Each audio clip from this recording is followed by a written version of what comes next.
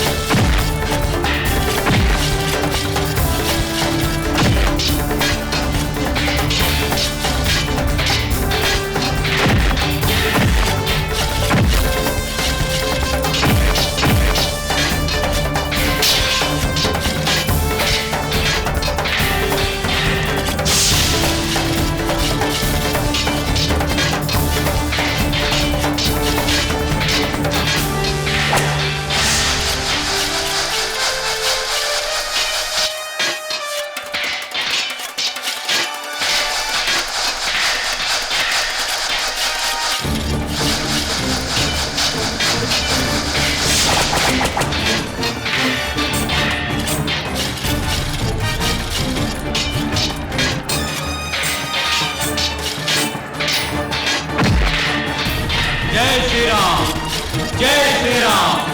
ಜೈ ಶ್ರೀರಾಮ್!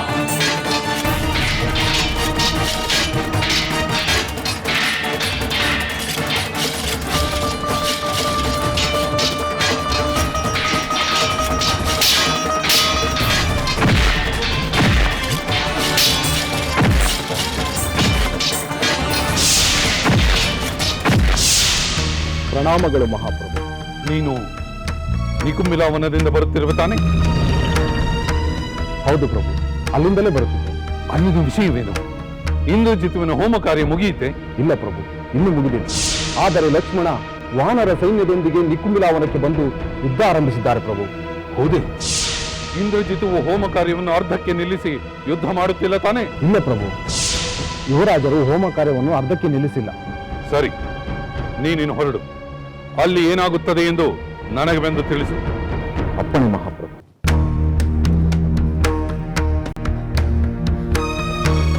ಪ್ರಭು, ನಮ್ಮ ಪುತ್ರ ಇಂದ್ರಜಿತು ಇರುವ ಕಡೆಗೆ ಲಕ್ಷ್ಮಣ ಹೋಗಿ ಯುದ್ಧ ಮಾಡುತ್ತಿರುವನೆಂದರೆ ಅದು ಅಪಾಯಕಾರಿಯಲ್ಲವೇ?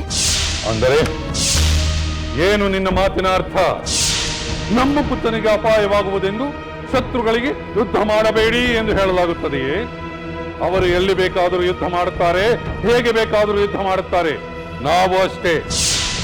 ಪ್ರಭು, ಹೋಮ ಕಾರ್ಯಗಳಲ್ಲಿ ಮುಳುಗಿರುವ ನಮ್ಮ ಪುತ್ರ ಇಂದ್ರಜಿತುವಿನ ಮೇಲೆ ಶತ್ರುಗಳು ಆಕ್ರಮಣ ಮಾಡಿದರೆ ಅವನ ಗತಿ ಏನಾಗಬಹುದೆಂದು ಯೋಚಿಸಿರುವಿರಾ? ಮೂರ್ಖಳಂತೆ ಮಾತನಾಡಬೇಡ ಮಂಡೋದರಿ. ಶತ್ರುಗಳು ಆಕ್ರಮಣ ಮಾಡಿದರೆ ಮಂತ್ರ ಹೇಳುತ್ತಾ ಕೂರುವ ಹೇಡಿಯಲ್ಲ ನಮ್ಮ ಪುತ್ರ.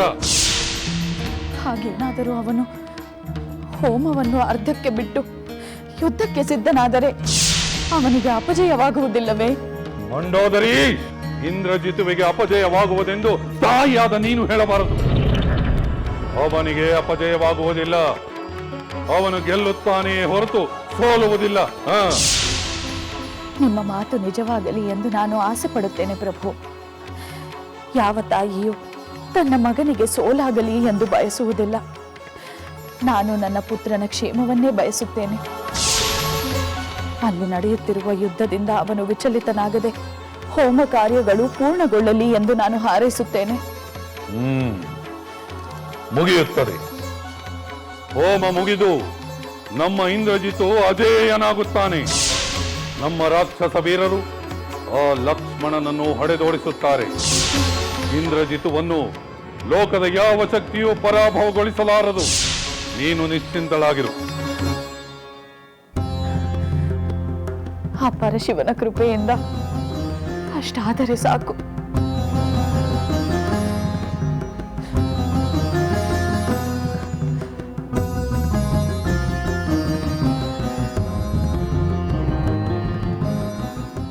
ಮಂಡೋದರಿಯ ಪ್ರಶ್ನೆಗೇನೋ ಉತ್ತರ ಕೊಟ್ಟು ಕಳಿಸಿದ್ದಾಯಿ. ಆದರೆ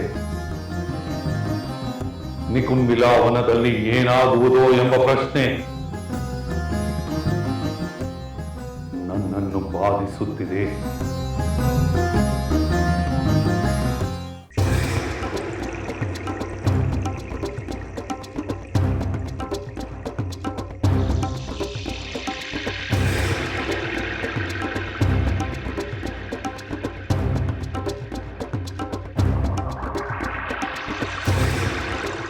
ಮನ್ನಿಸಿ ಮಹಾಪ್ರಭು,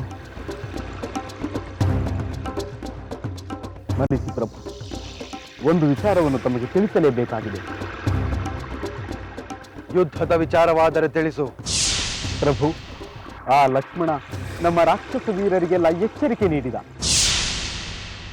ಏನು ಎಚ್ಚರಿಕೆ? ಅವನೊಡನೆ ಯುದ್ಧ ಮಾಡುವಂತೆ ಅಥವಾ ಶರಣಾಗುವಂತೆ ತಮಗೆ ತಿಳಿಸಬೇಕೆಂದು ಹೇಳಿದ. ತಾವು ಹೇಡಿಯಂತೆ. ಸಾಕು, ನಿಲ್ಲಿಸು. ನಾನು ಹೇಡಿಯಂತೆ ಅಡಗಿ ಕೂತಿಲ್ಲವೆಂದು ಅವನಿಗೆ ಯಾರು ಹೇಳಲಿಲ್ಲವೇ? ಪ್ರಭು, ನೀವು ನಿಮ್ಮ ಹೋಮ ಕಾರ್ಯವನ್ನು ಅರ್ಧಕ್ಕೆ ಬಿಟ್ಟು ಏಳಲಿ ಎಂದು ಅವರು ಇಲ್ಲಿಗೆ ಬಂದಿರಬಹುದು. ಬರಲಿ, ಬಾಯಿಗೆ ಬಂದಂತೆ ಮಾತನಾಡಲಿ. ಹೋಮ ಮುಗಿಸಿ ಶಕ್ತಿ ಸಂಪನ್ನನಾಗಿ ರಣರಂಗಕ್ಕೆ ಹೋದಾಗ ಗೊತ್ತಾಗುತ್ತದೆ ಯಾರು ಹೇಡಿ ಯಾರು ವೀರರೆಂದು. ವೀರಾಲಾಪ ಮಾಡುತ್ತಿರುವ ಲಕ್ಷ್ಮಣ ರೆಪ್ಪೆ ಬಡಿಯುವಷ್ಟರಲ್ಲಿ ದರಾಶಾಹಿಯಾಗುತ್ತಾನೆ. ನನಗೆ ಅಪ್ಪಣೆ ಏನು ಪ್ರಭು? ನೀನು ಹೊರಗಡೆಯೇ ಇದ್ದು ಅಲ್ಲಿ ನಡೆಯುವ ಎಲ್ಲ ವಿಚಾರಗಳನ್ನು ನನಗೆ ಬಂದು ತಿಳಿಸು. ಹಾಗೆ ಆಗಲಿ ಪ್ರಭು. ನಾನು ಯುದ್ಧ ನಡೆಯುವ ಜಾಗದಲ್ಲಿ ಇರುತ್ತೇನೆ.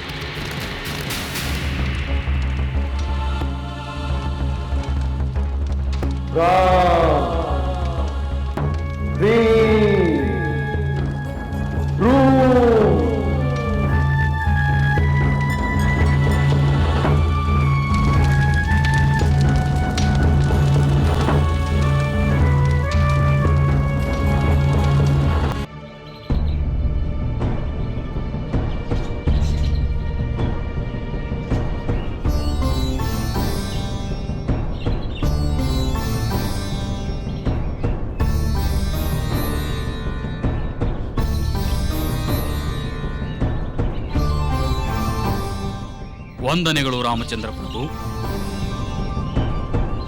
ನಾನು ನಿಕುಂಬಿಲಾವನದಿಂದ ಸಂದೇಶ ತಂದಿದ್ದೇನೆ. ಹೌದು, ಅಲ್ಲೇ ವಿಷಯವನ್ನು ತಿಳಿಯಲು ನಾನು ಕಾತರದಿಂದ ಕಾದಿದ್ದೇನೆ. ಅಲ್ಲಿನ ವಿಷಯವನ್ನು ತಿಳಿಸು. ನಿಕುಂಬಿಲಾವನದಲ್ಲಿ ಇಂದ್ರಜಿತುವಿನ ಹೋಮ ಕಾರ್ಯ ನಡೆಯುತ್ತಿದೆ. ಅಲ್ಲಿ ಬಲವಾದ ರಾಕ್ಷಸರ ಕಾವಲು ಇದೆ. ಎದುರಿಗೆ ಬಂದು ಯುದ್ಧ ಮಾಡುವಂತೆ ಲಕ್ಷ್ಮಣ ಪ್ರಭು ಇಂದ್ರಜಿತುವಿಗೆ ತಿಳಿಸುವಂತೆ ಹೇಳಿದರೂ ಅವರು ಅಲ್ಲಿಂದ ಜಗ್ಗಲಿಲ್ಲ. ಅನಿವಾರ್ಯವಾಗಿ ಲಕ್ಷ್ಮಣ ಪ್ರಭು ಮತ್ತು ವಾನರ ವೀರರು ಯುದ್ಧಕ್ಕೆ ಇಳಿಯಲೇಬೇಕಾಯಿತು. ಅದು ನಿರೀಕ್ಷಿತವೇ. ಯುದ್ಧ ಆರಂಭಿಸದೆ ಬೇರೆ ದಾರಿಯೇ ಇರಲಿಲ್ಲ.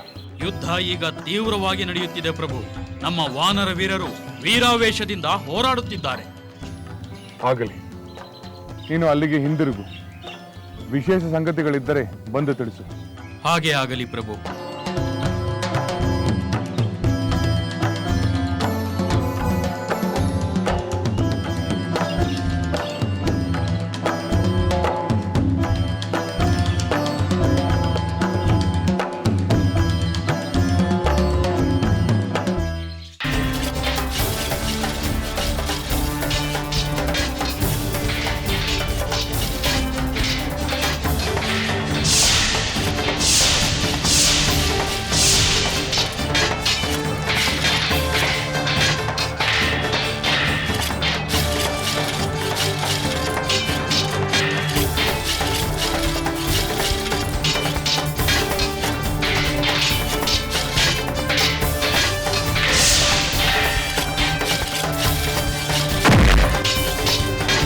ಜೈ ಶ್ರೀರಾಮ್!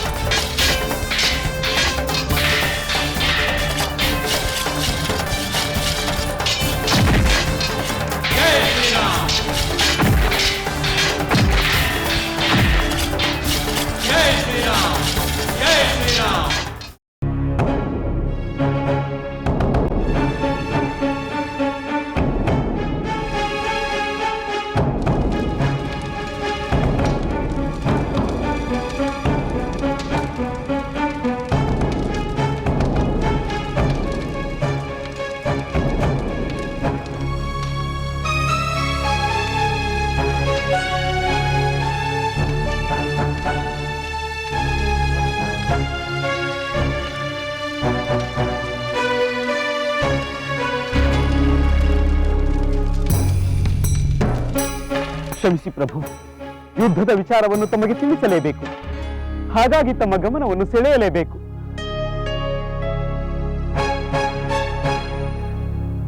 ಆಗಲಿ, ಅದೇನು ವಿಷಯವೆಂದು ನಿರಾತಂಕವಾಗಿ ಹೇಳು. ಯುದ್ಧದಲ್ಲಿ ಏನು ನಡೆಯುತ್ತಿದೆ ಎಂಬುದನ್ನು ಹೇಳು. ಪ್ರಭು, ಕಳವಳಕಾರಿಯಾದ ವಿಷಯವನ್ನು ತಮಗೆ ತಿಳಿಸಬೇಕಾಗಿದೆ. ಲಕ್ಷ್ಮಣ ನೇತೃತ್ವದ ವಾನರರ ಸೈನ್ಯ ನಮ್ಮ ರಾಕ್ಷಸ ಸೈನ್ಯವನ್ನು ನಿಷ್ಕರುಣೆಯಿಂದ ದಮನ ಮಾಡುತ್ತಿದೆ. ವಾನರರ ವೀರಾವೇಶದಿಂದ ನಮ್ಮ ರಾಕ್ಷಸರು ಸೋಲುತ್ತಿದ್ದಾರೆ. ಏನು? ವಾನರರ ವಿರುದ್ಧ ಗೆಲುವು ಸಾಧಿಸಲು ಸಾಧ್ಯವಾಗದಷ್ಟು ನಮ್ಮ ರಾಕ್ಷಸರು ಶಕ್ತಿಹೀನರಾಗಿದ್ದಾರೆಯೇ? ಛೆ! ಇದು ನಮ್ಮ ರಾಕ್ಷಸ ಕುಲಕ್ಕೆ ನಾಚಿಕೆಗೇಡಿನ ವಿಷಯ. ಪ್ರಭು, ನಮ್ಮ ರಾಕ್ಷಸರು ವೀರರೇನೋ ನಿಜ, ಆದರೆ ಲಕ್ಷ್ಮಣ, ಹನುಮಂತ, ಸುಗ್ರೀವ, ಅಂಗದ, ಜಾಂಬುವಂತ ಇವರೆಲ್ಲರೂ ನಮಗಿಂತ ವೀರರು ಪ್ರಭು. ನೀವು ಮಾಯಾ ಸೀತೆಯನ್ನು ವಧಿಸಿದ ವಿಷಯದಿಂದ ಅವರ ಆಕ್ರೋಶ ಮಿತಿ ಮೀರಿದೆ ಪ್ರಭು. ಅವರನ್ನು ನಿಯಂತ್ರಿಸುವುದೇ ಕಷ್ಟವಾಗಿದೆ. ಸಾಕು ಸಾಕು, ನಿಲ್ಲಿಸು. ಛೆ! ನಾನು ರಣರಂಗದಲ್ಲಿದ್ದಿದ್ದರೆ ಇಂಥ ನಾಚಿಕೆಗೇಡಿನ ಪರಿಸ್ಥಿತಿ ಉಂಟಾಗುತ್ತಿರಲಿಲ್ಲ. ಈಗ ನಾನು ಏನು ಮಾಡಲಿ? ಹೋಮವನ್ನು ಅರ್ಧಕ್ಕೆ ನಿಲ್ಲಿಸಿ ನಾನು ಏಳುವಂತಿಲ್ಲ. ಎಲೈ ದೂತ, ಹೇಳಿ ಪ್ರಭು. ನೀನೀಗಲೇ ರಣರಂಗಕ್ಕೆ ಹೋಗಿ ನಮ್ಮ ರಾಕ್ಷಸರಿಗೆಲ್ಲ ನಾನು ಇಷ್ಟರಲ್ಲೇ ಹೋಮ ಮುಗಿಸಿ ಬರುವುದಾಗಿ ಹೇಳು. ಧೈರ್ಯಗೊಂದದೆ ಹೋರಾಡುವಂತೆ ಹೇಳು. ಹೋಗು. ಆಗಲಿ ಪ್ರಭು.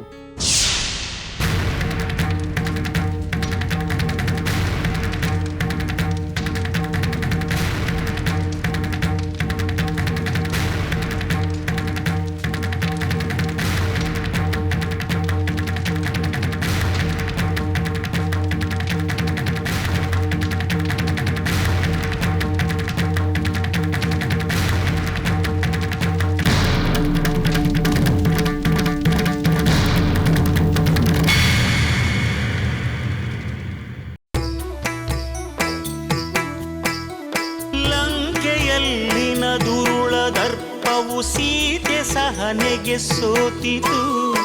ಅಂತ್ಯ ಇರದ ಅಸುರ ಕುಲವು ರಾಮ ಬಾಣಕ್ಕೆ ಅಡಗಿತು. ದೂರವಿರಲಿ ಸನಿಹವಿರಲಿ ರಾಮ ಹೃದಯ ನಿವಾಸಿನಿ. ಯುಗವು ಯುಗವು ಸಾಗಲಿ ಅಕಳಂಕ ಪ್ರೇಮ ಪ್ರಬೋಧಿನಿ.